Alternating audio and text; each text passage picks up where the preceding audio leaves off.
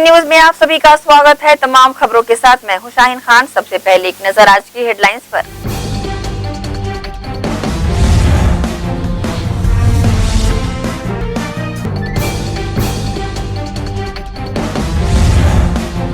छत्तीसगढ़ सिख पंचायत ने छावनी थाने को किया सैनिटाइज। इसके पूर्व जामुल थाना सहित अन्य स्थानों को किया गया था सैनिटाइज।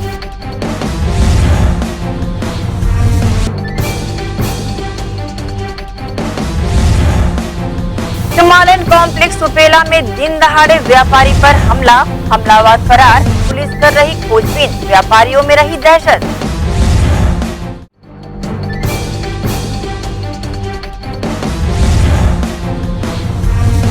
शहर के अनेक स्थानों में मनाया गया प्रधानमंत्री नरेंद्र मोदी का जन्मदिन। पूजा अर्चना के साथ दीर्घायु होने की गई कामनाएं।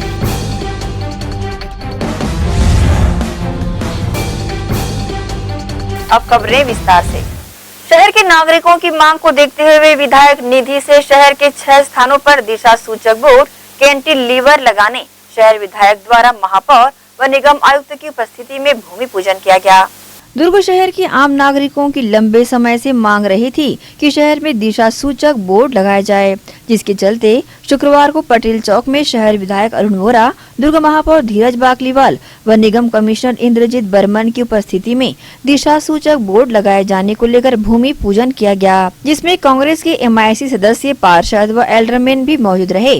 गौरतलब है कि शहर विधायक निधि से लगभग 18 लाख की लागत से शहर के 6 स्थानों पर कैंटिलीवर बोर्ड दिशा सूचक बोर्ड लगाए जाना है। विधायक अरुण वोरा ने बताया कि शहर के नागरिकों द्वारा काफी समय से कैंटिलीवर लगवाने की मांग की जा रही थी। इसके लगने से शहर की जनता के साथ साथ बाहर से आने जाने वाले लोगों को भी आवागमन करने में काफी आसानी होगी। इसे लेकर विधायक अरुण वोरा ने न्यूज टीम को इस तरह की जानकारी दी है। हमारे प्रदेश के मुख्यमंत्री की यह मंशा है कि हमारे जो शहर है वो स्मार्ट सिटी के दायरे में आए, और इसके लिए उन्होंने जो सहयोग दिया है उसके लिए पहले तो उनको धन्यवाद देता हूँ।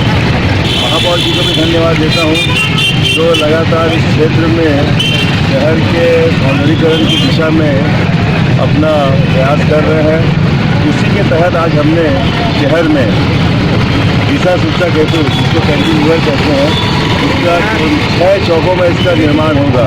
लगभग 18 लाख रुपए की राशि इसमें विधायक निधि से स्वीकृत की गई है, और मैं समझता हूँ कि शहर के सौंदर्यीकरण की दिशा में एक महत्वपूर्ण कदम होगा। उसके लिए मैं महापौर जी को, उनकी परिषद के सदस्यों को, आयुक्त महोदय को और सभी अधिकारियों को धन्यवाद देता हूँ कि जिन्होंने इस कार्य को तत्परता, और निगम परिवार को जिन्होंने इस कार्य को बहुत तत्परता से आज प्रारंभ करवाया, और उसी तत्परता के साथ इसका निर्माण भी होगा, ताकि शहर वासियों को और जो बाहर से आते हैं जिसको शहर के बारे में जानकारी हो सके कि कौन सी दिशा किधर है, कहाँ जाना है, रोड किधर है, हॉस्पिटल किधर है। ये जो चीज़ें बाहर से आने वालों को मालूम नहीं रहती, उसकी जानकारी उनको भी होगी और शहर वासियों को। शहर की खूबसूरती और सौंदर्यीकरण को लेकर दुर्ग नगर निगम क्षेत्र में जिस तरह से और भी कार्य जनता के हित के लिए किए जा रहे हैं, उसी तर्ज पर शहर के हृदय स्थल पटेल चौक सहित अन्य 5 जगह पर दिशा सूचक बोर्ड लगाया जा रहा है, जो बेहद सराहनीय पहल है, जिससे शहर की जनता व बाहर से आने जाने वाले लोगों के लिए लाभदायक साबित होगा। ग्रैंड एशियन न्यूज के लिए दुर्ग से नसीम फारूकी की रिपोर्ट। शहर में कोरोना के बढ़ते संक्रमण को देखते हुए नगर निगम दुर्ग के महापौर ने कलेक्टर को 58 पार्षदों और एक एल्डरमैन का पत्र सौंपा, जिसमें शहर में लॉकडाउन लागू करने संबंधी मांग रखी गई। कोरोना संक्रमण के बढ़ते प्रकोप को देखते हुए दुर्ग शहर के 50 पार्षदों और एक एल्डरमैन ने शहर में 1 सप्ताह लॉकडाउन घोषित किए जाने की मांग को लेकर दुर्ग महापौर धीरज बाकलीवाल के नेतृत्व में जिला कलेक्ट्रेट पहुंच कलेक्टर को ज्ञापन सौंपा। गौरतलब है कि शहर में बढ़ते संक्रमण व इसकी रोकथाम के लिए इस बीमारी की चैन तोड़ने व्यापारी वर्ग सहित जनप्रतिनिधियों ने भी लॉकडाउन का समर्थन किया, और कलेक्टर से चर्चा के दौरान सभी ने उचित निर्णय लेकर लॉकडाउन लागू करने की मांग रखी। इसे लेकर विधायक अरुण वोरा ने इस तरह की जानकारी न्यूज टीम को दी, तो वहीं महापौर धीरज बाकलीवाल ने भी इस तरह की प्रतिक्रिया दी। ये जो वैश्विक महामारी है और इस महामारी से सबको बचने की ज़रूरत है। सब उपाय हैं, जैसे मास्क लगाना, सैनिटाइजिंग करना, बराबर हाथ धोना, घर में रहकर सुरक्षित रहना, उस कड़ी के चलते हुए यहाँ पर लॉकडाउन किया गया। क्योंकि आप देख रहे होंगे जिस तरीके से अभी ये जो प्रकरण आ रहे हैं कोरोना के, उसके चलते कई लोग संक्रमित हो रहे हैं, कई लोगों की मौतें भी हो रही है। उसको ध्यान में रखते हुए जिला प्रशासन ने और राज्य शासन के आदेश से यहाँ पर 10 दिनों का लॉकडाउन लगाया है। इससे एक चेन टूटेगी, और चेन टूटेगी तो निश्चित रूप से ये जो खतरा लगातार मंडरा रहा था उसमें कमी आएगी। ये जो कोरोना मुख्यमंत्री ने दिए हैं, मैंने भी लगातार कलेक्टर महोदय को कहा है, CMHO को कहा है कि सारी व्यवस्थाएं होनी चाहिए, ऑक्सीजन सिलेंडर होना चाहिए, और लोग भटके मत, क्योंकि ये ऐसी बीमारी है कभी भी किसी को तकलीफ हो जाती है, सांस लेने की तकलीफ हो जाती है, सर्दी खांसी बुखार हो जाता है, तो रात को किसी भी हॉस्पिटल में पहुँचे, निगेटिव है, अगर कोई बीमारी है तो उसको बिल्कुल दाखिल देना चाहिए, भटकाव की स्थिति नहीं होनी चाहिए। एक्सीडेंटल के लिए भी अभी हमारे प्रभारी मंत्री ने, अकबर जी ने निर्देश दिया है कि जो अन्य बीमारी है उसका भी इलाज उसी तत्परता से किया जाए जैसे कि कोविड का बीमारी का किया जा रहा है, और डॉक्टरों की भी पर्याप्त व्यवस्था की बात मुख्यमंत्री ने कही है। मैं समझता हूँ कि बहुत जल्दी ये व्यवस्था हो जाएगी। आज दुर्ग शहर में बढ़ते कोरोना केसेस को देखते हुए हमने लॉकडाउन की मांग की है। लगभग 60 में से 58% और एक महीने लिखित रूप से ये मांग किया है कि अब लॉकडाउन की आवश्यकता है, क्योंकि दुर्ग में लगातार केसेस बढ़ते जा रहे हैं और एक चेन रोकने के लिए बहुत ज़रूरी है लॉकडाउन। ऐसा हम सबका सोचना है। कई व्यापारिक संगठनों ने मांग की, कई आम जनता हम लोगों से आके कहती कि लॉकडाउन होना चाहिए, तो हम अपनी मांगों को कलेक्टर साहब के समक्ष रख दिया है। वो विचार करके जैसा निर्णय होगा, बात नहीं हो पाई, मतलब वो ऐसा भेज दिए बस। व्यापारी संघ का कहना है कि अभी यही कह रहे हैं कि लॉकडाउन होना चाहिए। लगभग सभी संगठनों के लोग हम लोगों से फोन के द्वारा चर्चा कर रहे हैं कि लॉकडाउन कराइए। आपको क्या लगता है, क्या लॉकडाउन इसका समस्या का हल है, बीमारी का? ये एक चेन को रोकने के लिए, बीमारी को का तो नहीं कह सकते, तो एक चेन को रोकने के लिए मददगार हो सकता है। शहर की जनता को कोरोना के संक्रमण व इस बीमारी की कड़ी को तोड़ने के लिए जिस प्रकार व्यापारी जगत व जनप्रतिनिधि अपनी मंशा लिए लॉकडाउन लगाने को लेकर समर्थन दे रहे हैं, अब देखना ये होगा कि इस लॉकडाउन के बाद इस संक्रमण का कितना प्रकोप बाकी रहता है। ग्रैंड एशियन न्यूज के लिए दुर्ग से नसीम फारूकी की रिपोर्ट। देश के प्रधानमंत्री नरेंद्र मोदी के जन्म दिवस पर भाजपा भाजयुमो नेताओं ने सेवा के अनेक कार्य किए। सेवा का ये कार्य सप्ताह भर चलेगा। भाजपा नेताओं ने इस अवसर पर पौधारोपण कर तालाब की सफाई कर प्रधानमंत्री नरेंद्र मोदी का जन्मदिन मनाया। देश के प्रधानमंत्री नरेंद्र मोदी के 70वें जन्म दिवस के अवसर पर भारतीय जनता पार्टी के राष्ट्रीय प्रदेश एवं जिला नेतृत्व में सेवा सप्ताह के रूप में मनाया गया। इस अवसर पर दुर्ग जिला भाजयुमो एवं चंडी शीतला मंडल के द्वारा देश के महान विभूतियों की प्रतिमाओं की साफ सफाई, तालाबों की साफ सफाई एवं पौधारोपण कर सेवा सप्ताह के रूप में जन्मदिन को मनाया गया। इस अवसर पर जिला भाजयुमो द्वारा सरदार वल्लभ भाई पटेल, महात्मा गांधी, रानी लक्ष्मीबाई की प्रतिमाओं की साफ सफाई की गई। वहीं चंडी शीतला मंडल द्वारा तालाबों की भी साफ सफाई कर स्वच्छता का संदेश दिया गया। कार्यक्रम में मुख्य रूप से दिनेश देवांगन, नरेंद्र बंजारे, राजा महोबिया, विजय ताम्रकार, मनीष साहू सहित अन्य लोग उपस्थित रहे। ग्रैंड एशियन न्यूज के लिए दुर्ग से नसीम फारूकी की रिपोर्ट।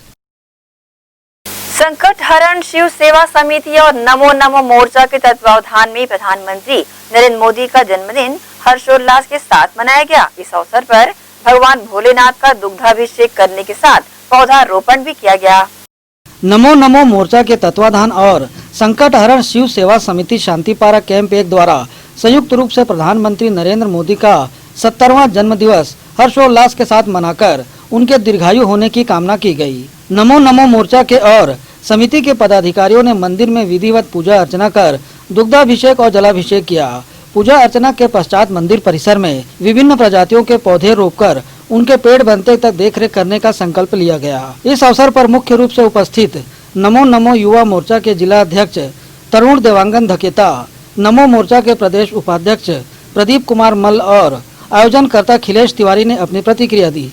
आज हमारे देश के यशस्वी प्रधानमंत्री माननीय श्री नरेंद्र मोदी जी का जन्मदिन था और हम लोग नमो मोर्चा के बैनर तले आज उसका जन्मदिन बहुत ही धूमधाम से मनाया गया एवं वृक्षारोपण और मास्क और सैनिटाइजर वितरण किया गया, जिसमें इस क्षेत्र के सभी नागरिक उपस्थित थे। नमो नमो मोर्चा भारतीय जनता पार्टी की एक शाखा है, जो कि जिस प्रकार से एक आरएसएस शाखा है हमारी भारतीय जनता पार्टी की, ये कम्प्लीटली आरएसएस के बैनर तले भी समझिए रजिस्टर किया गया है। साथ ही साथ हिंदुस्तान को वापस हिंदू राष्ट्र घोषित करने की ओर हम लोग अक्सर हैं।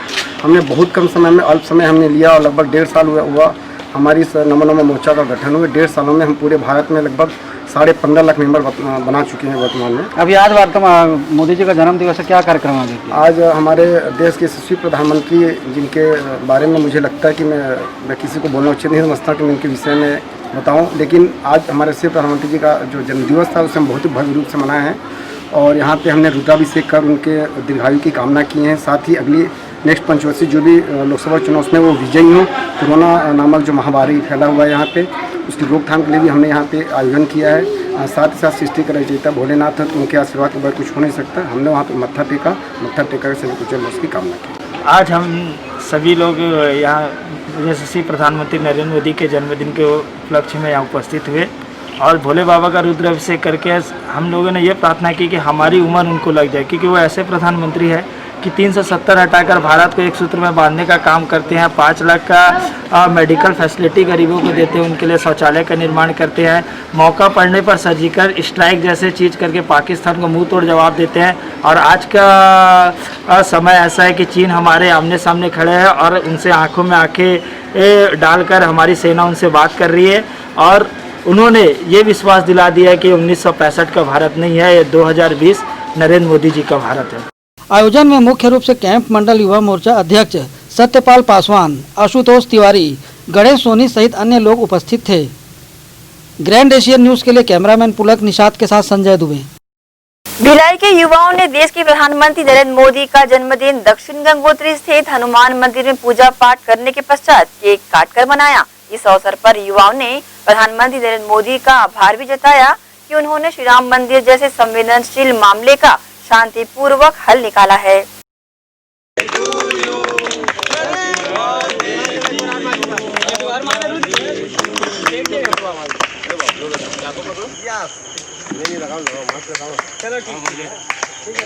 जैसा कि आप देख रहे हैं कि दुर्ग भिलाई के हमारे युवा साथीगण एकत्र हुए हैं। कारण यह है कि हमारे देश के यशस्वी प्रधानमंत्री और ग्लोबल लीडर श्री नरेंद्र मोदी जी का 70वां जन्मदिन था।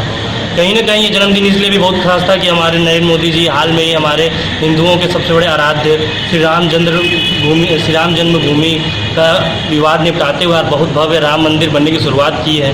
तो ये भी हमारी खुशी में शामिल हुई है और कहीं ना कहीं उनका 70 वर्ष कंप्लीट हो चुके हैं। उनके आगे भी दीर्घ आयु की कामना करते हुए आज मंदिर में आरती और पूजन किया गया सोशल डिस्टेंसिंग के साथ और एक केक काटा गया। भाजपा दुर्ग के कार्यकर्ताओं द्वारा महिला सफाई मित्रों के हाथों पौधारोपण करवाकर एवं उन्हें मास्क और सैनिटाइजर प्रदान कर सम्मानित किया गया। दुर्ग जिला भाजपा के कार्यकर्ताओं द्वारा प्रधानमंत्री नरेंद्र मोदी के जन्म दिवस के अवसर पर साल के 365 दिन शहर के जनमानस को सफाई व्यवस्था प्रदान करने वाली महिला सफाई मित्र के हाथों पौधारोपण करवाकर सम्मान किया गया। गौरतलब है कि जिला युवा मोर्चा के सदस्यों के द्वारा पुरानी गंज मंडी गंजपारा में सफाई महिला कर्मचारियों के हाथों पौधारोपण करवाकर उन्हें मास्क व सैनिटाइजर प्रदान किया गया। कार्यक्रम में भाजपा के मनोज शर्मा सहित अन्य लोग शामिल रहे। ग्रैंड एशियन न्यूज के लिए दुर्ग से नसीम फारूकी की रिपोर्ट। इसी के साथ ही रुकेंगे एक छोटे से ब्रेक के लिए, जल्द हाजिर होते हैं। आप सब बने रहिए ग्रैंड एशियन न्यूज के साथ।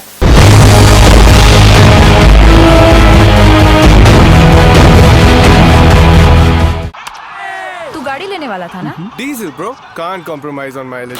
इतना पुराना मैच सर, आपकी सोच भी तो पुरानी है। हाँ है ना, जिसे लगता है कि पेट्रोल और डीजल की माइलेज में ज्यादा फर्क है। आप लोगों ने कैलकुलेट किया क्या? क्योंकि पेट्रोल कार्स की बाइंग कॉस्ट है कम एंड कार की रनिंग के हिसाब से पेट्रोल है बेस्ट चॉइस। कैलकुलेट किया क्या? गाड़ी लेने का सोच रहा हूँ। पर डीजल पेट्रोल का प्राइस टू मच। ये तो पुराने सिक्के हैं। सर आपकी सोच भी तो पुरानी है, जो डीजल पेट्रोल के इतने से फर्क को भी ज्यादा मानती है। आप लोगों ने कैलकुलेट किया क्या? क्योंकि पेट्रोल कार्स की बाइंग कॉस्ट है कम एंड कार की रनिंग के हिसाब से पेट्रोल है बेस्ट चॉइस। सो आपने कैलकुलेट किया क्या? दिल है छोटा सा, छोटी सी आशा, मस्ती भरे मन की भोली सी आशा, चांद तारों को छूने की आशा, आसमानों में उड़ने की आशा, दिल है छोटा सा, छोटी सी आशा। आशा आपकी, प्रयास हमारे। ग्रैंड एशियन न्यूज ला रहे हैं अवसर दुनिया पर छा जाने के, तो जल्द कीजिए, कहीं आप लेट ना हो जाएं। अभी हम प्रारंभ कर रहे हैं डांस यानी कि नृत्य, सिंगिंग यानी कि गायन। इन कलाओं में यदि आपकी रुचि है तो आइए हमारे साथ और छा जाइए दुनिया पर। जल्द रजिस्ट्रेशन करने के लिए संपर्क कीजिए नीचे चल रहे नंबरों पर। हम हैं आपके साथ, तो डरने की क्या है बात। दर्श टीवीएस शोरूम। हमारे यहाँ टीवीएस कंपनी की सभी BS6 गाड़ियाँ उपलब्ध है। आकर्षक कलर्स में मनमोहक टीवीएस की गाड़ियाँ ग्राहकों की मांगों पर उपलब्ध है। हर वाहनों की खरीदी पर निश्चित उपहार। समय समय पर कैंप लगाकर सर्विस की जाती है। Labour charge 100% free. दर्श टीवीएस शोरूम में त्योहारी सीजन में आकर्षक उपहार ग्राहकों के लिए उपलब्ध कराए जाते हैं। हमारा पता दर्श टीवीएस शोरूम अमन ढाबा के बाजू ग्रैंड एशियन न्यूज कार्यालय के नीचे ground floor, Junwani Kohka road, Bhilai, Chhattisgarh. Phone number 07882960336। Sales हेतु हमें संपर्क करें 7477279780। सर्विस हेतु संपर्क करें 8349279780। भिलाई के प्रमुख स्थल पावर हाउस में स्थित होटल शिव प्रभा इन एवं Town king the family restaurant नवीन साज सज्जा एवं आधुनिक सुविधाओं से लैस। हमारी विशेषताएं economic suite, executive suite, premium suite and presidential suite. Town king the family restaurant, लाजवाब स्वाद से भरपूर नाश्ते एवं भोजन की उत्तम व्यवस्था। Banquet hall, party hall, conference hall, free Wi-Fi internet, new elevator, travel assistance, safe deposit vault and godown, special tariff plan for corporate, marriage and other functions. Online booking facilities available. Sweet home away from home. Powerhouse railway station व bus stand से मात्र 500 metre पर स्थित hotel Shiv Prabha inn and town king the family restaurant 46C market, अपना KC laws के बाजू में। Power house Bhilai. Contact 9892152251 और 8966981590।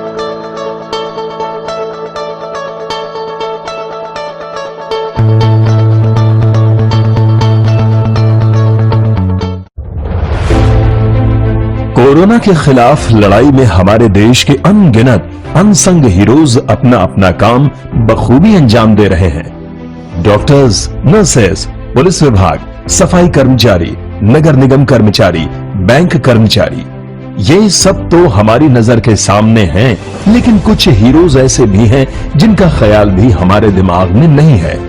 वो है हमारे केबल हीरोज। कोरोना से फाइट करने के लिए आप सब अपने घरों में हैं और आपका और आपके परिवार का मनोरंजन कर रहा है टीवी, इंटरनेट। क्या आप जानते हैं कि आपके घर में टीवी बराबर चलता रहे, आपका पसंदीदा चैनल आप तक लगातार पहुंचता रहे और इंटरनेट में कोई रुकावट ना आए? उसके लिए हजारों केबल ऑपरेटर्स और केबल वर्कर्स 24/7 आपके मनोरंजन के लिए काम कर रहे हैं। सभी केबल कर्मचारियों को सलाम और शत शत नमन।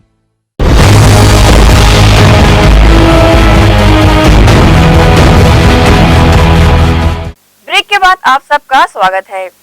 नगर पालिका परिषद कुम्हारी में विश्वकर्मा जयंती के अवसर पर कार्यालय परिसर में मूर्ति स्थापना कर पूरे विधि विधान से पूजा अर्चना की गई। पूजा अर्चना के पश्चात पालिका में कार्यरत अधिकारियों, कर्मचारियों एवं मिशन क्लीन सिटी में कार्यरत स्व सहायता समूह की महिलाओं को पालिका अध्यक्ष राजेश्वर सोनकर व उपाध्यक्ष के रवि कुमार तथा कार्यक्रम में शामिल सभी पार्षदों द्वारा मिठाई एवं भोग का वितरण किया गया। प्रदेश भर में फैल रही कोरोना महामारी से व्यापार जगत सहित अन्य व्यवसायियों पर आर्थिक व मानसिक तनाव देखने को मिल रहा है।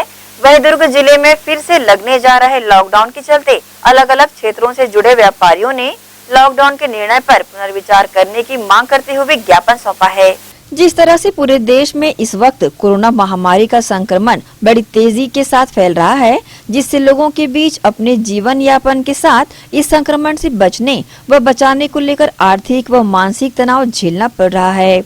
गौरतलब है कि इस महामारी की कड़ी को तोड़ने के लिए पहले भी 2 बार लॉकडाउन लगाया जा चुका है, जिस पर भी इस बीमारी से निपटने के लिए कोई उपाय अब तक नहीं किए जा सके हैं। वहीं फिर से दोबारा लॉकडाउन लग जाने से भयभीत व्यापार जगत से जुड़े लोगों ने शुक्रवार को कलेक्ट्रेट पहुंच कलेक्टर डॉक्टर सर्वेश्वर नरेंद्र भूरे द्वारा इस आर्थिक व मानसिक रूप से परेशानी झेल रहे वक्त में लॉकडाउन के निर्णय पर पुनर्विचार करने की मांग को लेकर ज्ञापन सौंपा। इस पर इन व्यापारियों ने न्यूज टीम को इस तरह की प्रतिक्रिया दी है।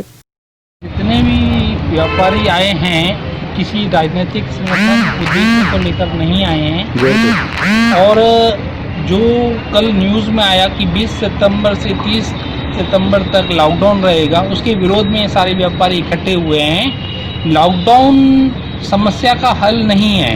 कितने व्यापारी आर्थिक तौर पर बर्बाद हो चुके हैं, उनके साथ जो स्टाफ उनके जुड़े हुए हैं। एक दुकान में अगर 5 स्टाफ काम करते हैं तो 5 परिवार, तो उनका खर्चा, उनकी सैलरी, बिजली बिल, बैंक लोन की EMI, ब्याज, ये सब भरेगा कौन? हम लोग कलेक्टर साहब के पास ये निवेदन लेके आए हैं कि वो लॉकडाउन के निर्णय पे पुनर्विचार करें, या सरकार अगर निर्णय ले चुकी है कि लॉकडाउन करना ही है तो हमारे जितने भी खर्चे हैं वो सरकार भरना शुरू कर दे। हम लोग जितना समय सरकार कहेगी अपने घर पे बैठे रहेंगे, लेकिन ये लॉकडाउन का निर्णय ऐसे उचित नहीं है। सारी देनदारी व्यापारी को देनी पड़ती है। GST हो गया, अन्य बिजली बिल हो गया, बैंक का देनदारी है, राशन खर्चा है, स्टाफ की सैलरी है, और जो किराएदार हैं वो क्या करें? दुकान मालिक कहता है कि कितने बार मैं लॉकडाउन का आपका पैसा छोड़ूंगा, वो भी अपनी जगह सही है, तो किराएदार कैसे अपना व्यवसाय चलाएगा? इन सारी बातों को ध्यान में रखते हुए हम कलेक्टर साहब के पास निवेदन करने आए हैं सारे व्यापारी कि ये लॉकडाउन के निर्णय पे विचार करें। और एक और निवेदन है, जिन व्यापारियों को लगता है कि जान का खतरा है वो अपनी स्वेच्छा से अपनी दुकान बंद करें ना। दूसरों के ऊपर निर्णय थोपने का उनको क्या अधिकार है? आधा हिंदुस्तान इसलिए दुखी क्योंकि पड़ोसी सुखी है। मैं अपनी जान को खतरे में डालकर अपने दुकान में बैठा, वो मेरा रिस्क है, क्योंकि मुझे अपनी सारी देनदारियां देनी है, अन्य व्यापारियों को अपनी देनदारियां देनी है। अगर मेरी सारी देनदारियों की, अन्य व्यापारियों की देनदारी की जवाबदारी सरकार लेती है तो कोई तकलीफ नहीं है, हम लोग घर पे बैठ जाएंगे। लेकिन दूसरे व्यापारी जो बार बार कलेक्टर के पास आकर के कहते हैं कि लॉकडाउन होना चाहिए, वो गलत है। वो अपनी दुकान बंद करें, अपना निर्णय दूसरों के ऊपर न थोपे, ये हमारा निवेदन है। समस्या है कि अभी हमारा ये मोबाइल का काम है, और मोबाइल अभी जो महामारी चल रही है उसमें बहुत ज़्यादा आवश्यकता है मोबाइल की। जिससे अभी देखो किसी पेशेंट को भी अगर कुछ जानकारी देनी है कुछ भी तो मोबाइल से होता है, और जितने भी अपने सरकारी हैं उनको भी मोबाइल से संबंधित जो भी कार्य होता है उनको फ़ोन में बताना है, जो भी अधिकारी है पुलिस वाले उनको भी किसी को सूचित करना है, सारा काम मोबाइल से होता है। और बच्चों का जो भी चल रहा है पढ़ाई का, वो पूरा ऑनलाइन चल रहा है। तो ऑनलाइन चल रहा है पढ़ाई, तो उस समय बच्चों का पूरा मोबाइल का ही काम है। तो हम ये सोच रहे थे कि मोबाइल को खोलने का परमिशन दिया जाए, हम ये सरकार से मांग कर रहे हैं। WHO की गाइडलाइन में आज तक WHO ने कभी लॉकडाउन को रिकमेंड ही नहीं किया। जितने सफल उदाहरण हैं विश्व के, चाहे साउथ कोरिया रहा, न्यूजीलैंड रहा, ताइवान रहा, ये सारे लोगों ने स्वास्थ्य सुविधाओं को टेस्टिंग, फिर ट्रेसिंग और आइसोलेशन और अच्छा से अच्छा स्वास्थ्य व्यवस्थाओं को दुरुस्त करके सुधार दिया। अभी पुराना ही हमारे पास में 14 दिन का लॉकडाउन का अनुभव है। इस 14 दिन के लॉकडाउन में भी आपको क्या हुआ? लॉकडाउन के पहले जितने केस थे उससे ज़्यादा लॉकडाउन में आने लग गए, उससे ज़्यादा डेथ होने लग गई। सरकार केवल लोगों को ये दिखाना चाह रही है कि हम जनता के लिए एक लॉकडाउन बड़ा स्टेप ले रहे हैं, लेकिन मूलभूत सुविधाओं को जब तक कि नहीं बढ़ाया जाएगा, जब तक कि टेस्टिंग को मास स्केल पे नहीं किया जाएगा, आइसोलेशन को मास स्केल पे नहीं किया जाएगा, और उनके लिए स्वास्थ्य, आपने देखा होगा कि 80-90% आप दिल्ली का भी उदाहरण ले सकते हैं। दिल्ली में जब 5-5 हज़ार केस आने लग गए थे तब उन्होंने लॉकडाउन को ओपन कर दिया था, और बेड को बढ़ा के, आइसोलेशन को बढ़ा के, टेस्टिंग को फास्ट मोड में करके होम आइसोलेशन को बढ़ा करके उन्होंने डेटा को आधे से भी कम कर लिया, जबकि हम लॉकडाउन में दुरुप में ही हम देख रहे हैं कि 14 दिन में हमारे केस डबल होने लग गए। तो पुनर्विचार करके स्वास्थ्य सुविधाओं को बढ़ाएं, लोगों को ज़्यादा से ज़्यादा मेडिकल सुविधाएं दें। पहले भी बहुत ज़्यादा परेशान हो चुके हैं क्योंकि हम एक दुकान के किराएदार हैं, जिसके बोले मतलब किराए का जो है मीटर लगातार चलता है, बिजली का मीटर लगातार चलता है। लड़के जो स्टाफ काम करते हैं कम से कम मिनिमम उनको हम जिंदा रखने के लिए कुछ ना कुछ देना पड़ता है, क्योंकि हमारे साथ लंबे समय से वो जुड़े हुए हैं। तो बोलने मतलब हमारे लिए तो बहुत ही ज़्यादा तकलीफजनक हो जाता है। और यदि इसी प्रकार से रहेगा तो अब ये फिर पिछले 15 दिनों में हमने 30 दिनों का किराया दिया, 15 दिन बंद रही दुकानें, पहले 2 महीने बंद रही उसका किराया दिया। तो हम लगभग किराया देते देते हम अपने घर का राशन नहीं भर पा रहे हैं और किराया ही दे रहे हैं। तो ये बोलने मतलब परिस्थिति सभी के साथ है। और हमारे साथ जो जुड़े लोग हैं, जैसे हमारे पास 2-4 लोग काम करते हैं, वो भी कोई बहुत बड़े घर से नहीं है, नॉर्मल घर से हैं, जो उनकी जीविका हमसे जुड़ी हुई है। यदि हम 2 रुपये कमाते हैं तो हम उसको 1 रुपये दे रहे हैं, 25 पैसा दे रहे हैं, तो वो उनका घर चल रहा है। तो आज भी बोलने मतलब ये लॉकडाउन हो जाएगा तो हमको कोई भी किराएदार जो है, मालिक जो है, वो हमको माफ़ नहीं करेगा। तो हमारे लिए बहुत बड़ी तकलीफ है कि हम कैसे मेंटेन करेंगे। ऑलरेडी हम 2 से 2.5 महीने 3 महीने का नुकसान झेल के अभी बैठे हुए हैं। मैं अकेला व्यापारी नहीं हूँ जो किराएदार में इस तरीके से परेशानी में उलझा हुआ हूँ। लगभग हमारे किराया किसी के 20,000 है, किसी के 50 है, कई लोगों के लाख रुपए भी किराएदार हैं। तो वो किराएदार किस प्रकार से करेगा, इसके लिए किसी ने सरकार ने कोई सोच नहीं बनाई है या कोई निर्णय नहीं लिया है कि वो किराएदार के लिए एकदम सूची जारी कर दें या आदेश जारी कर दें कि इसका पैसा नहीं लिया जाएगा। लॉकडाउन लग जाने से परेशान व्यापारी, दुकानदार, किराएदार सहित अन्य जो भयभीत नजर आ रहे हैं, इसकी गंभीरता और परेशानी से बचाने अब दुर्ग कलेक्टर डॉक्टर सर्वेश्वर नरेंद्र भूरे क्या फैसला लेते हैं, ये देखने वाली बात होगी।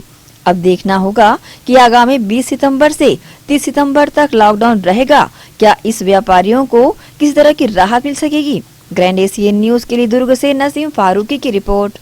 छत्तीसगढ़ सिख पंचायत द्वारा शुक्रवार को छावनी थाने को सैनिटाइज किया गया। कोविड-19 संक्रमण के मद्देनजर पंचायत के पदाधिकारियों द्वारा थाना जामुल सहित अन्य संस्थानों को भी सैनिटाइज किया गया था। सेवा कार्य में अग्रणी छत्तीसगढ़ सिख पंचायत भिलाई दुर्ग द्वारा कोरोना काल में अपनी सेवाओं को निरंतर जारी रखा गया है। इसी कड़ी में संस्था के पदाधिकारियों द्वारा दूसरी बार छावनी थाना प्रभारी के आग्रह पर थाने को सैनिटाइज किया। पंचायत के पदाधिकारियों द्वारा इसके पूर्व कोरोना संक्रमण की चपेट में आए जामुल थाने को भी सैनिटाइज किया गया था। साथ ही विभिन्न मंदिरों, गुरुद्वारों और अन्य सार्वजनिक स्थानों को सैनिटाइज करने पंचायत अपनी अहम भूमिका निभा रही है। इसकी जानकारी छत्तीसगढ़ सिख पंचायत के अध्यक्ष गुरनाम सिंह ने दी। जैसे कि आज हमें थाना छावनी से टीआई साहब का फ़ोन आया था कि यहाँ पर सिविल लाइन में कोई कोरोना पॉजिटिव मिला है, तो वहाँ पर हम लोग सैनिटाइज करने के आए थे। और छावनी थाना में भी हम लोग हफ्ते में 2 बार सैनिटाइज कर रहे हैं। और हम लोग यहाँ के टीआई की भी हम लोग बहुत सराहना करते हैं, जो समय समय पर यह सेवा देते रहते हैं और सबके लिए यानी कि सुरक्षा व्यवस्था का पूरा वो ध्यान रखे हुए हैं। और इसके अलावा आज हम लोग गुरुद्वारे में भी सैनिटाइज किए हैं और जामुन थाने में भी यहाँ टोटल कोरोना पॉजिटिव की जो स्टाफ पूरा ही कोरोना पॉजिटिव मिला है, तो वहाँ भी करके आए हैं। और अभी 2-3 जगह और हमें करें, यहाँ से फ़ोन आता है, हम इस सेवा के लिए तत्पर रहते हैं और वहाँ जाके सेवा करते हैं।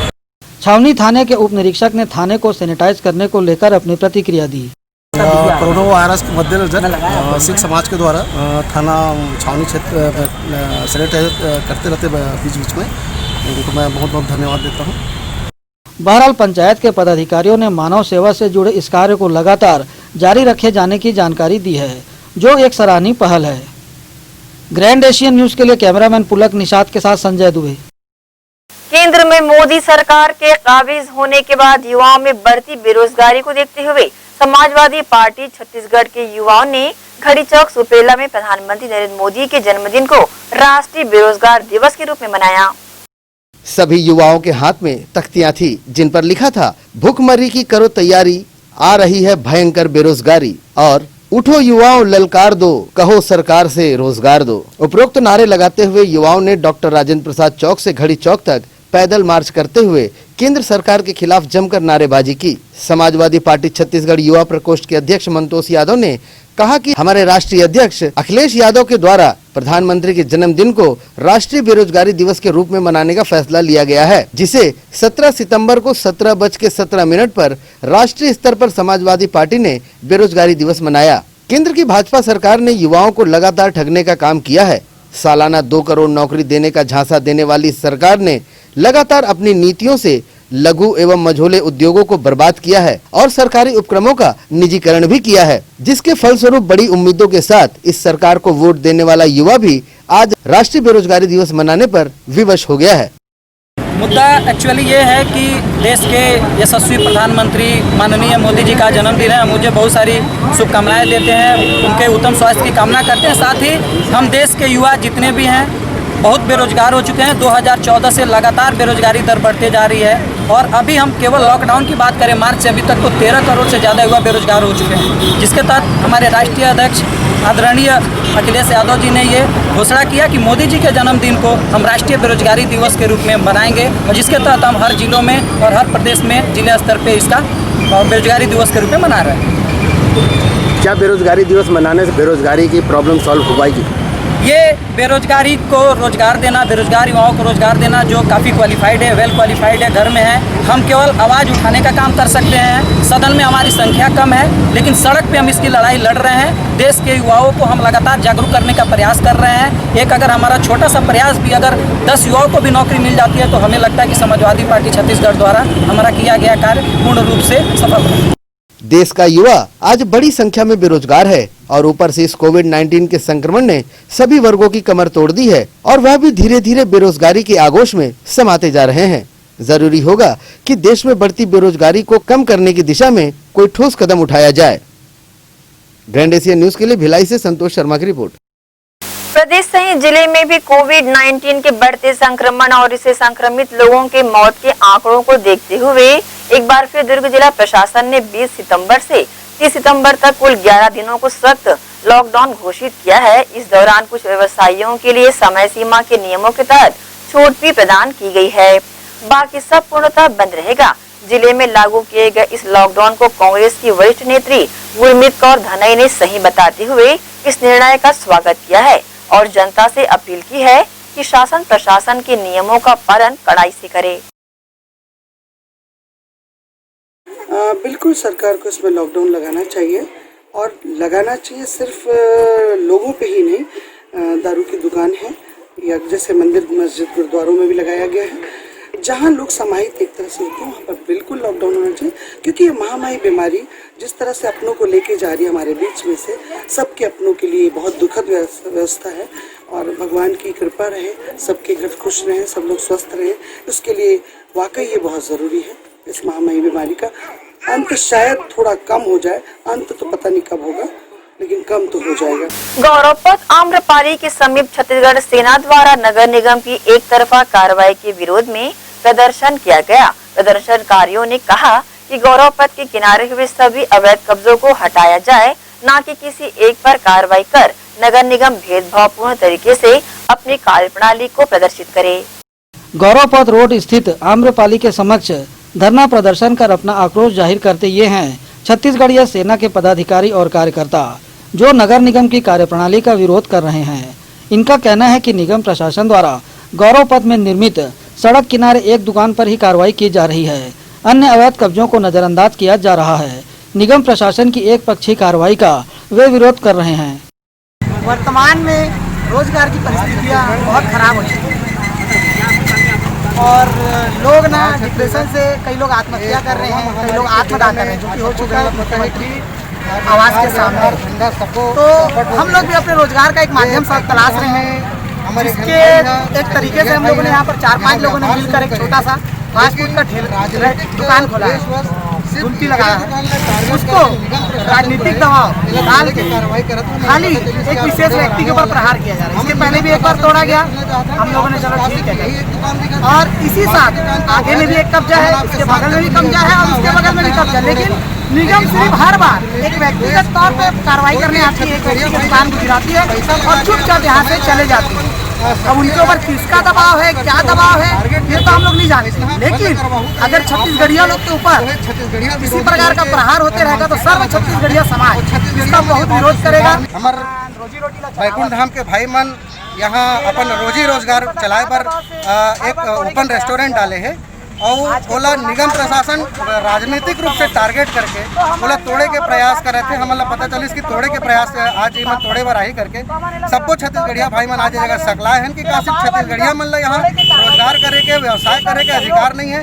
यदि आप ला अतिक्रमण तोड़ना है, अवैध अतिक्रमण तोड़ना है तो हम आपके साथ देवो। यहाँ के जितना अवैध अतिक्रमण है सब टूटना चाहिए। यहाँ जितना अवैध रूप से काम हुआ था सब बंद होना चाहिए। लेकिन कोई एक व्यक्ति ला विशेष रूप से टारगेट करके, कोई छत्तीसगढ़िया ला विशेष रूप से टारगेट करके ऊपर रोजगार बंद करवाना, ये छत्तीसगढ़िया विरोधी मानसिकता ला दर्शाते और हम छत्तीसगढ़िया होने के नाते ये बात कतई स्वीकार नहीं कर जोहार छत्तीसगढ़। गौरतलब है कि गौरव पथ में अधिकांश स्थानों पर छोटे दुकानदारों द्वारा अवैध रूप से कब्जा कर लिया गया है, जिन्हें हटाने समय समय पर निगम प्रशासन द्वारा बेदखली अभियान चलाया जाता है। बहरहाल इनकी मांग पर निगम प्रशासन क्या रुख अपनाता है यह देखने वाली बात होगी। ग्रैंड एशियन न्यूज के लिए कैमरामैन पुलक निषाद के साथ संजय दुबे। इसी के साथ ही रुकेंगे एक और छोटे से ब्रेक के लिए। जल्द हाजिर होते हैं, आप सब बने रहिए ग्रैंड एशियन न्यूज के साथ।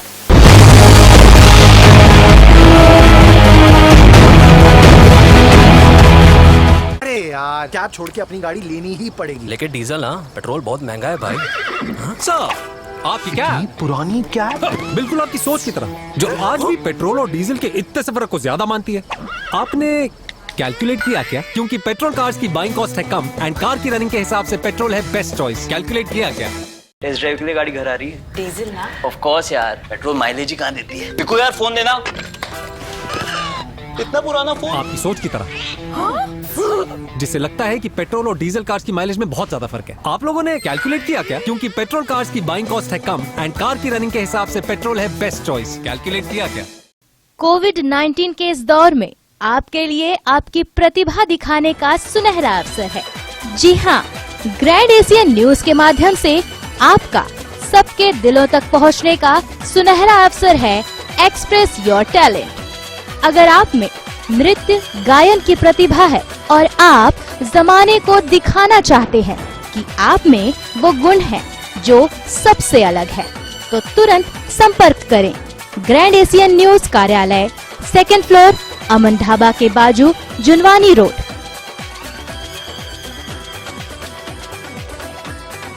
नियम एवं शर्तें लागू।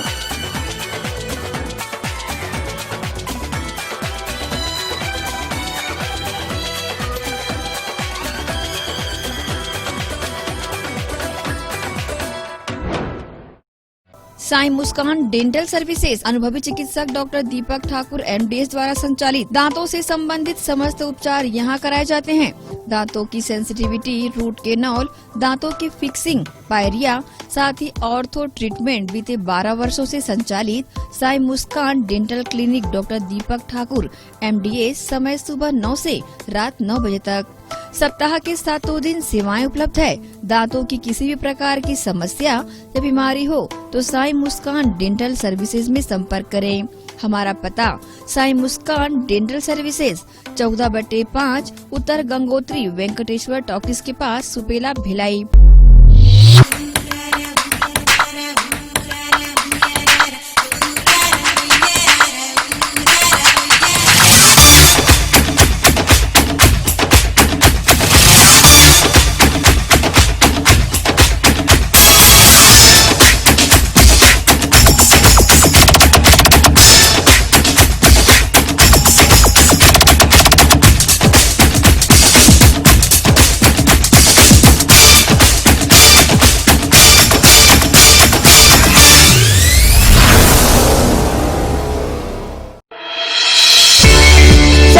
मल्टी स्पेशलिटी हॉस्पिटल अब भिलाई के चरौदा में भी।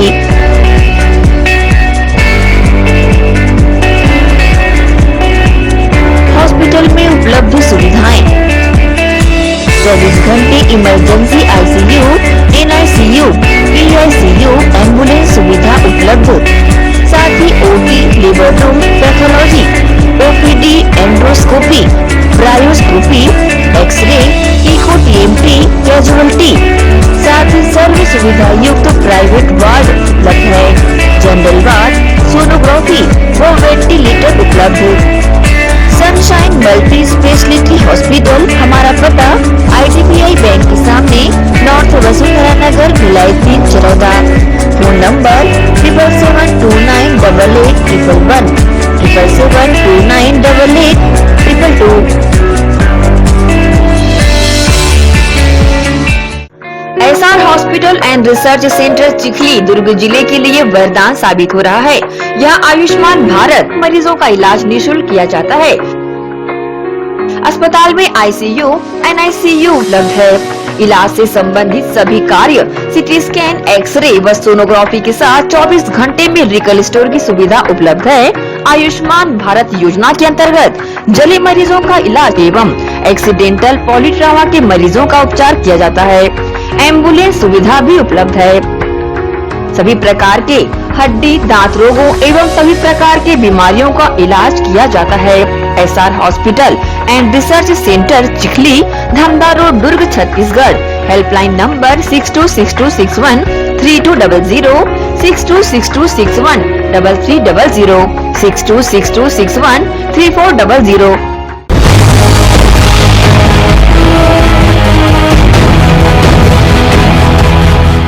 ब्रेक के बाद एक बार फिर से आप सभी का स्वागत है। हैप्पीनेस युवा फाउंडेशन के सदस्यों द्वारा समाज में एक अनूठी मिसाल पेश की जा रही है। फाउंडेशन के सदस्य सड़कों पर दुर्घटनाग्रस्त पशुओं को ग्राम नंदोरी में आपसी सहयोग से बने शेल्टर हाउस में ले जाकर निःशुल्क इलाज कर रहे हैं। हैप्पीनेस युवा फाउंडेशन की स्थापना शहर के कुछ युवाओं ने जनवरी 2020 में की थी, जिसके बाद से फाउंडेशन के सदस्यों द्वारा रोड में घायल पशुओं को रेस्क्यू कर इलाज करते देखा जा रहा है। फाउंडेशन के सदस्यों ने गुरुवार को कुम्हारी से दादर रोड, चरोदा तक रोड में पड़े घायल पशुओं को रेस्क्यू कर इलाज किया। युवाओं के इस पुनीत कार्य में रायपुर स्थित पशु चिकित्सालय में पदस्थ डॉक्टर पदम जैन भी अपना बहुमूल्य योगदान दे रहे हैं। बढ़ते कोरोना संक्रमण को देखते हुए जिले में एक बार फिर 20 सितंबर से 30 सितंबर तक लॉकडाउन घोषित किया गया है।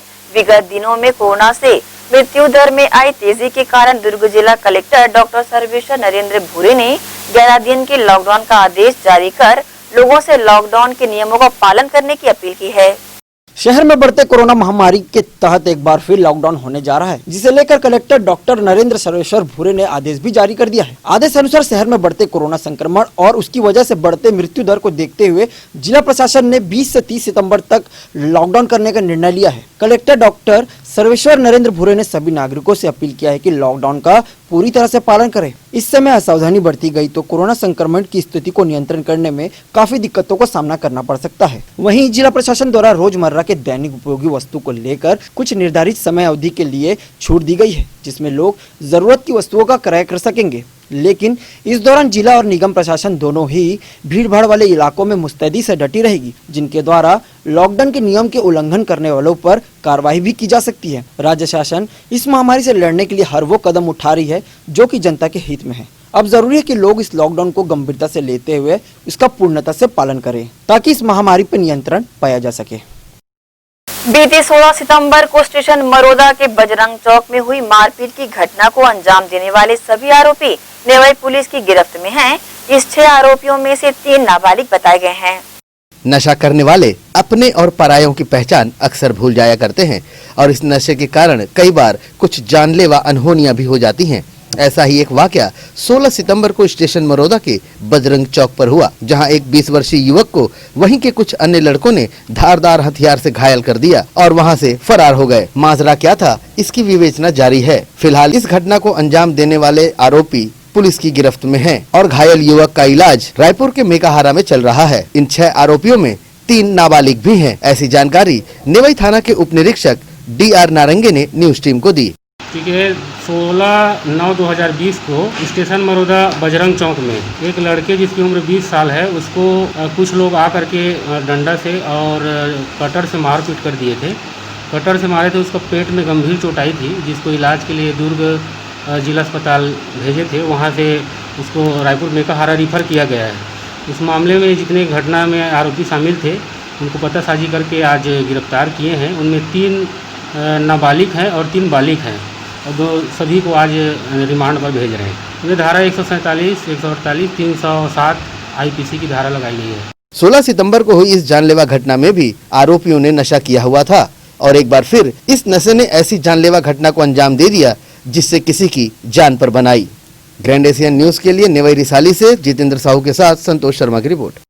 शुक्रवार को दोपहर में हिमालयन कॉम्प्लेक्स स्थित फैशन स्क्वायर के संचालक से दुकान में घुसकर 2 युवकों ने मारपीट कर ली है। पुलिस ने मामला दर्ज कर आरोपी युवकों की तलाश प्रारंभ कर दी है। हिमालय कॉम्प्लेक्स स्थित फैशन स्क्वायर के संचालक कपिल चेलानी पर दुकान में घुसकर 2 युवकों ने प्राणघातक हमला कर दिया। ये पूरी घटना दुकान में लगे सीसीटीवी कैमरे में कैद हो चुकी है। अज्ञात युवकों ने दुकान में घुसकर संचालक से बात कर रहे 2 व्यापारियों को बाहर जाने कहा। उनके जाते ही आरोपियों ने कपिल चेलानी के ऊपर हमला कर दिया। इस दौरान दुकान में काम करने वाला अखिल कुमार प्रसाद भी मौजूद था। दोनों युवक मुंह में गमछा बांधे हुए थे। इस मामले की जानकारी प्रार्थी कपिल चेलानी ने दी। वो अचानक से शॉप में आए, बोले तुम बाहर आ जाओ, तुमसे कुछ बात करनी है करके। तो मैंने बोला कि रुको 2 मिनट, व्यापारी बैठे हैं, मैं बात कर लेता हूँ। फिर अचानक से फिर से घूम के आए, फिर बोले कि कुछ बात करनी है। तो उतने में व्यापारी पूछे कि आपको कुछ पर्सनल बात करनी है, तो हम बाहर चले जाते। तो वो दोनों बाहर चले गए।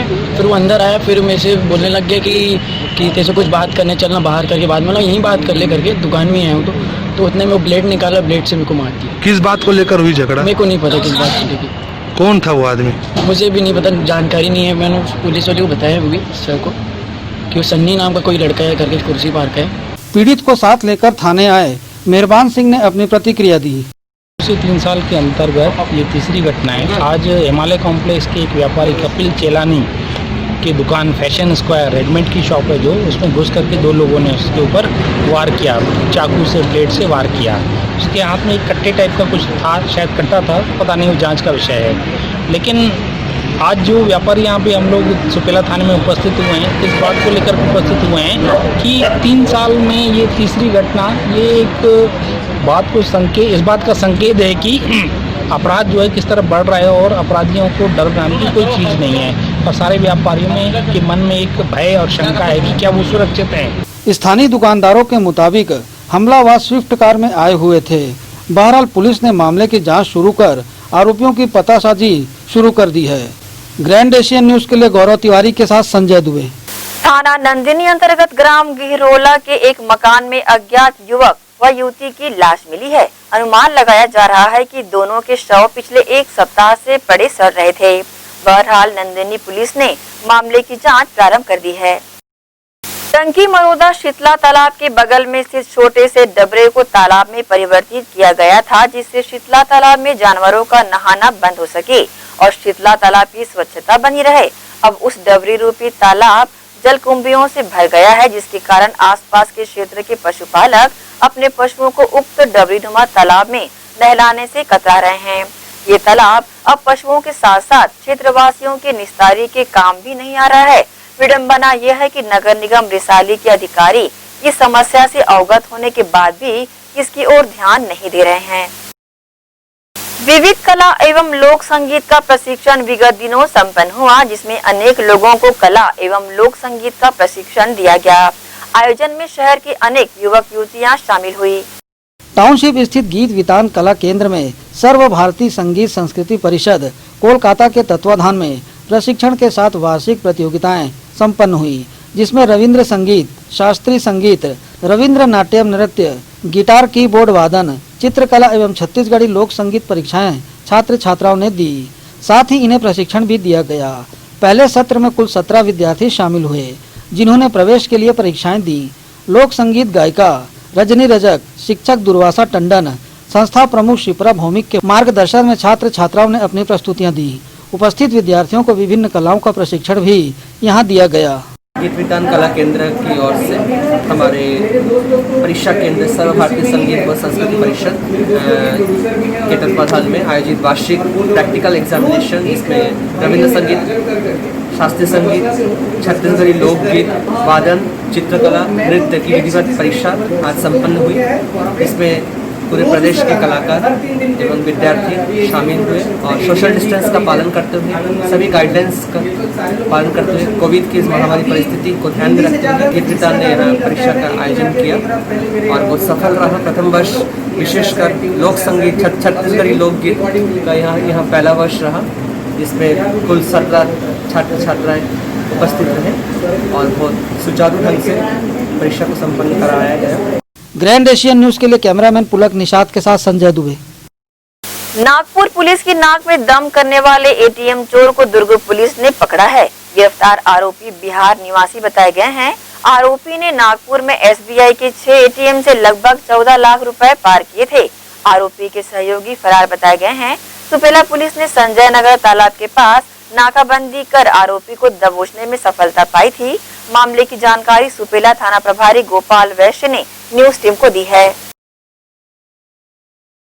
परसों 16 तारीख को 8:30 बजे रात्रि कंट्रोल रूम दुर्ग श्रीमान पुलिस अधीक्षक महोदय की तरफ से पॉइंट मिला कि नागपुर में सिटी में एटीएम में कुछ लुटेरों के द्वारा कोई वारदात घटित की गई है और एटीएम मशीन को उखाड़ के वो एक स्विफ्ट ग्रे कलर की स्विफ्ट गाड़ी है, इसका नंबर JH091785 है। उस गाड़ी में वो लोग लड़के भागे हैं, दुर्ग रायपुर के भागे हैं। इस सूचना मिलने पर तत्काल पुलिस की पार्टी के साथ में कोसा नाला टोल प्लाजा पे नाकेबंदी की गई थी और लगभग उस 9-9:15 बजे के आसपास की बात है कि वहाँ से एक बहुत स्पीड में एक ग्रे कलर की स्विफ्ट कार एकदम JH पासिंग की गाड़ी थी, एकदम बहुत स्पीड से निकली पन्नों को क्रॉस करते हुए। जब गाड़ी का पीछा किया गया तो संजय नगर हाईवे में तालाब के पास में गाड़ी का चालक अचानक देखा कि पुलिस पड़ी तो गाड़ी को रोक के और भागने लगा। पुलिस ने बड़ी सतर्कता से घेराबंदी करके उसको पकड़ा। तो पकड़ने के बाद जब पूछताछ की तो उसने अपना नाम रविशंकर पांडे और करनौती बख्तियारपुर बिहार का होना बताया। उसकी जब गाड़ी का नंबर देखा गया तो गाड़ी का नंबर JH09AF1668 था। तो हम लोग को थोड़ा कंफ्यूज हुआ कि गाड़ी का नंबर दूसरा आया था। तब उससे पूरी तरीके से पूछताछ की गई। उसने बताया कि वो नागपुर सिटी में पिछले एक हफ्ते से करीब 6 एसबीआई के एटीएम बैंक में डेबिट कार्ड का क्लोन तैयार करके और एटीएम मशीन में स्वाइप करके उसके फंक्शन को ऑपरेट करके उसमें से करीब लाखों रुपए की चोरी उसने की है। जब देर रात नागपुर सकर दारा पुलिस जब यहाँ पर आई, उनके सब इंस्पेक्टर से जब बात हुई तो उन्होंने बताया कि करीब 6 बैंकों में ये आरोपी के द्वारा 14 लाख रुपए चोरी किया गया है और बड़े नई टेक्नोलॉजी के तहत इसमें कार्य कर रहा था। आरोपी पांडे को सकर पुलिस के सबूत किया गया है, कार को दिया गया है और मामले श्रीमान पुलिस अधीक्षक महोदय के निर्देशन से कार्रवाई।